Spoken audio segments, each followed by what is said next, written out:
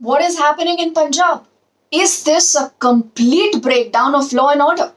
Who's responsible for the killing of Sidhu Moosewala? Why did the Punjab government remove his security cover? Was there any threat perception done? Was there any assessment made after which this decision was taken? These are just some of the many questions that arise with this extremely shocking development coming out of the state of Punjab. Sidhu Moosewala, the very noted Punjabi singer and Congress leader, is shot dead. This happened near Mansa. And he was reportedly shot at least 10 times. So remember, there are reports saying that this could be as high as 20. कि हो सकता है 20 round fire किए गए हों उनके ऊपर. अब ये कहा जा रहा है कि सिद्धू मूसेवाला अपने कुछ दोस्तों के साथ एक गाड़ी में ट्रैवल कर रहे थे. अचानक एक गाड़ी आती है, उनका रास्ता आगे से रोकती है और उसमें से कुछ हथियारबंद लोग उतरते हैं जिनके पास AK-47 था. AK-47 और ताबड़तोड़ गोली चलाते हैं. सिद्धू मूसेवाला उस समय गाड़ी खुद चला रहे थे एंड जब तक उनको अस्पताल ले जाया गया, ही वॉज ब्रॉट डेड. अब इस पूरी खबर को लेकर बहुत सारे रिएक्शंस इस समय देश भर से आ रहे हैं, क्योंकि सिद्धू मूसेवाला के फैंस ना ही सिर्फ देश में है, ना ही सिर्फ पंजाब में है, लेकिन दुनिया भर में है. सवाल देखिए पंजाब की सरकार पर भी उठेंगे. कुछ ही देर पहले अरविंद केजरीवाल ने एक ट्वीट किया है और वो ये कहते हैं, सिद्धू मूसेवाला का कत्ल बेहद दुखद और स्तब्ध करने वाला है. मैंने अभी पंजाब के चीफ मिनिस्टर मान साहिब से बात की. दोषियों को सख्त से सख्त सजा दिलवाई जाएगी. मेरी सबसे विनती है कि सब लोग हौसला रखें और शांति बनाए रखें. भगवान उनकी आत्मा को शांति दे. ये अरविंद केजरीवाल कहते हैं. भगवंत मान had said that he is shocked and deeply saddened by the gruesome murder of Sidhu Moosewala. He says nobody involved will be spared. My thoughts and prayers are with his family and his fans across the world. I appeal everyone to stay calm. कुछ ही देर पहले BJP ने भी एक press conference किया. अब BJP ये पूछती है कि कौन रिस्पॉन्सिबल है सिद्धू मूसेवाला के मर्डर के लिए. वो ये भी सवाल उठा रहे हैं कि क्या किसी तरह का थ्रेट असेसमेंट आपने किया था इससे पहले कि आप सिक्योरिटी कवर को रिमूव करें. अब देखिए, इस सवाल का जवाब तो पंजाब सरकार को उनकी पुलिस को देना ही पड़ेगा. यह भी कहा जा रहा है कि कुछ देर में हो सकता है डीजीपी जो है वो एक प्रेस कॉन्फ्रेंस करें और जाहिर तौर पर यह सवाल बार बार पूछा जाएगा कि अगर आपने सिक्योरिटी कवर हटाया, उसके हटाने के 24 घंटे के अंदर अंदर किसी व्यक्ति को इतनी बुरी तरह से, इतनी बेरहमी से मार दिया जाता है, तो इसका मतलब क्या है. और कैसे ऐसे हो जाता है कि आपके प्रदेश में कोई AK-47 लेकर, अगर एक गैंग भी है इसके पीछे, जिस तरह इनिशियल इंफॉर्मेशन आ रही है कि कुछ गैंग के लोग शायद इस मर्डर में इन्वॉल्व हो, तो क्या आपके पास इसको लेकर कोई इंटेलिजेंस, कोई खबर, कोई भनक नहीं थी. Is this not an absolute failure of law and order. And ये मत भूलिएगा कि जब पंजाब की बात आती है, it is a very very sensitive state. बेहद संवेदनशील स्टेट है. Can you afford to take chances like this? अब the Congress and the BJP are saying that only because the Aam Aadmi Party wanted to use this as a publicity stunt, कि आप बस लोगों में ये संदेश देना चाहते थे कि देखिए हम VVIP कल्चर के खिलाफ हैं, इन सब की जो सिक्योरिटी है बेकार थी, इनको सिक्योरिटी की जरूरत नहीं है इन लोगों को, तो हमने इनकी सिक्योरिटी हटा दी. लेकिन इस सिक्योरिटी के हटाने के 24 घंटे के अंदर अंदर अगर किसी व्यक्ति की इस तरह हत्या हो जाती है, तो जिम्मेदारी किसकी है, किसकी अकाउंटेबिलिटी है. अब कुछ ही समय पहले इन्होंने कांग्रेस ज्वाइन किया था. Rahul Gandhi has also reacted. He says deeply shocked and saddened by the murder of the promising Congress leader and talented artist Sidhu Moosewala, and he says my heartfelt condolences to his loved ones and fans from across the world.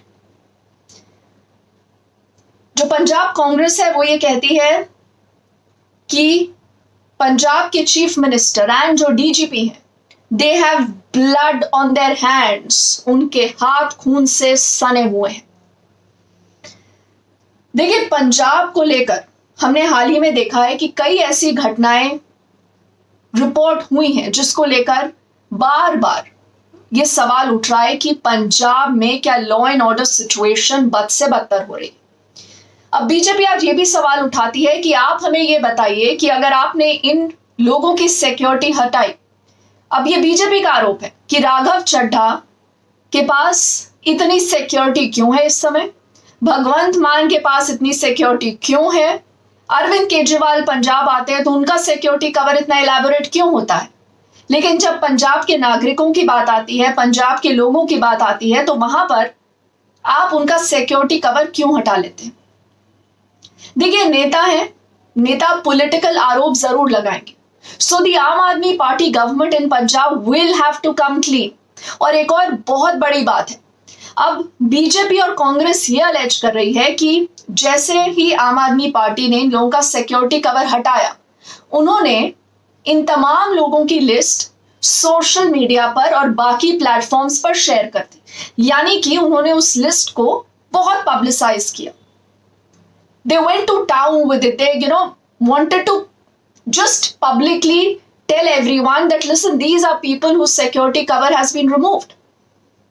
So the BJP and the Congress allege कि आपने इस तरह के बहुत sensitive issue को publicly expose कर और ऐसी कॉन्फिडेंशियल लिस्ट को सोशल मीडिया पे शेयर कर क्या इन लोगों की सिक्योरिटी को कॉम्प्रोमाइज तो नहीं किया है। और ये सवाल उठना लाजमी तो है, क्योंकि देखिए, किसी की भी सिक्योरिटी डिटेल एक बहुत सेंसिटिव, बहुत कॉन्फिडेंशियल डॉक्यूमेंट होता है, खासतौर पर जब बात पंजाब की हो। तो क्या इन सवालों को लेकर भी आम आदमी पार्टी किसी तरह का रिस्पॉन्स देगी या नहीं। एक एक करके पंजाब के तमाम जो नेता हैं, उनके बहुत सारे रिएक्शंस आ रहे हैं। Captain Amarinder Singh, the ex chief minister of the state of Punjab, he says, brutal murder of Sidhu Moosewala is shocking. My profound condolences to the bereaved family. Law and order, he says, has completely collapsed in Punjab. Criminals have no fear of law. He says the Aam Aadmi Party government in Punjab has miserably failed. Nobody is safe in Punjab. और ये भी बात है कि BJP अब ये कह रही है कि आम आदमी पार्टी जो इस समय पंजाब को रूल कर रही है और अरविंद केजरीवाल रिमोट कंट्रोल से भगवंत मान के थ्रू पंजाब की गवर्नमेंट और पंजाब की सरकार को चला रहे हैं, उनको रिजाइन करना चाहिए। He must take accountability right now. And ये पहली बार नहीं, आपको ये याद होगा कि बार बार पंजाब की सरकार पर, भगवंत मान पर ये आरोप ऑपोजिशन लगाता रहा है कि क्या दिल्ली से पंजाब की सरकार रिमोट कंट्रोल हो रही है।